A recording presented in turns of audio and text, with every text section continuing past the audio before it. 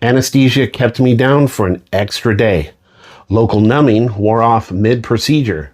Same body, same autism, complete opposites.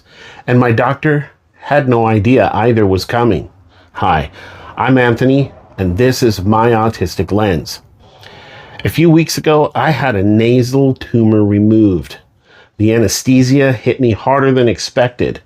Almost an entire extra day to come out of it. Couldn't walk, nauseous every time I moved. Turns out autistic nervous systems process anesthesia differently. It takes longer to clear. The medical team wasn't prepared for that. They were surprised and some were in disbelief. They're always surprised.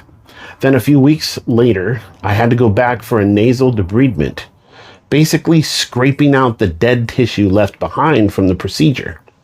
They numbed me up and got me started, and then the numbing wore off. And for most people, local anesthesia holds. For autistic people, it often doesn't. We burn through it faster than the procedure takes. So I sat in that chair and let my ENT finish the debridement without numbing for an hour. Now here's what's interesting about that.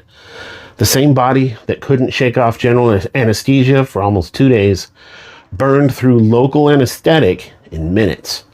One drug worked too much, the other not nearly enough. And that's not a contradiction, that's an autistic nervous system that processes everything differently than the medical industry was designed for.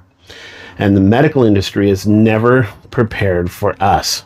Not because individual doctors are bad at their jobs. My ENT is genuinely a great doctor. By the time he finished, he looked more terrified than I did. But terrified shouldn't be the reaction. Prepared should be. The research exists. The anecdotal evidence from the autistic community is overwhelming and consistent. Autistic people metabolize medications differently. We respond to anesthesia differently.